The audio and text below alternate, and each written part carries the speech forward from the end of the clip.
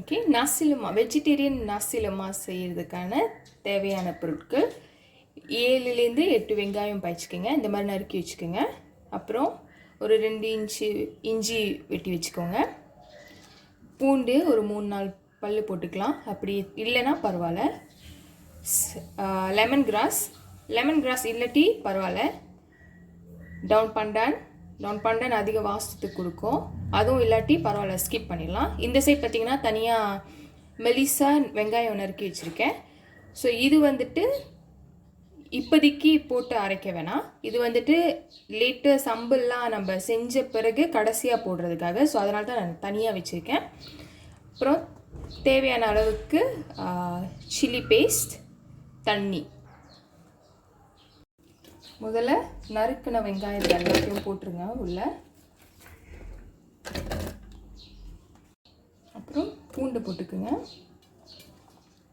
இஞ்சி எல்லாத்தையும் போட்டுட்டு தண்ணி ஊற்றிக்குங்க. ஒரு 1/2 கப் ஊற்றிக்கலாம், ஊற்றிட்டு அரைச்சிடலாம்.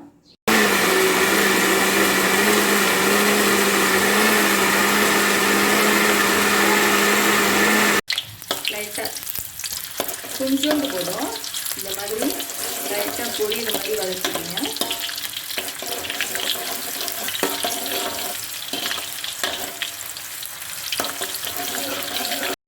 நல்லா வாசம் வந்தோடனே இந்த வெங்காயத்தை ஊற்றிடுங்க.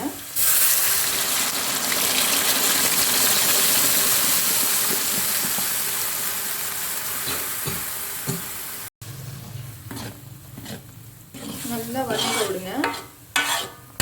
இது ஒரு 5 நிமிஷம் நல்லா வதங்கிட்டாங்க. எண்ணெயில் நல்ல ஒரு வாசம் வரும் அது வதங்கும் போது. ஓகே, வெங்காயம் இங்கே பார்த்து வதங்கினது பார்த்தீங்கன்னா இப்படி ப்ரௌனிஷாக ஆயிடுச்சு. ஸோ இப்போ வந்துட்டு நம்ம சில்லி பேஸ்ட் ஆட் பண்ணலாம். நான் வந்துட்டு ஒரு இந்த கரண்டிலே ஒரு 3 கரண்டி பெரிய கரண்டியில் ஆட் பண்ணிக்கோங்க. இதில் பார்த்தீங்கன்னா நான் இந்த கரண்டியில் ஒரு பெரிய கரண்டியில் எண்ணெய் ஆட் பண்ணியிருக்கேன். உங்களுக்கு தேவையான அளவுக்கு அப்பப்போ ஆட் பண்ணிக்கோங்க. எவ்வளோக்கு நம்ம எண்ணெய் பாய்க்கிறோமோ அவ்வளோக்கு ருசி கொடுக்கும். பேஸ்ட் ஆட் பண்ணோன்னே நல்லா கிண்டி விட்டுட்டு லெமன் கிராஸ் பார்த்தீங்கன்னா மேலாப்பில் இது மாதிரி இடிச்சிக்கிங்க, இதில் போட்டுருங்க. அப்புறம் பண்டான் லீவ்ஸ் போட்டுருங்க, நல்லா கிண்டி விட்டுருங்க. ஓகே, உப்பு போட்டுக்கோங்க, ஒரு அரை டேபிள் ஸ்பூன். ஒரு கப் தண்ணி ஊற்றிக்கிங்க, நல்லா கிண்டி விடுங்க.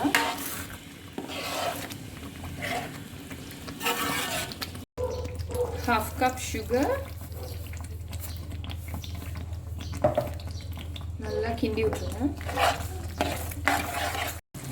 பார்த்தீங்கன்னா நல்லா சுண்டி வந்துருச்சு, எண்ணெய் மேலாப்பில் இப்படி வந்துருச்சு.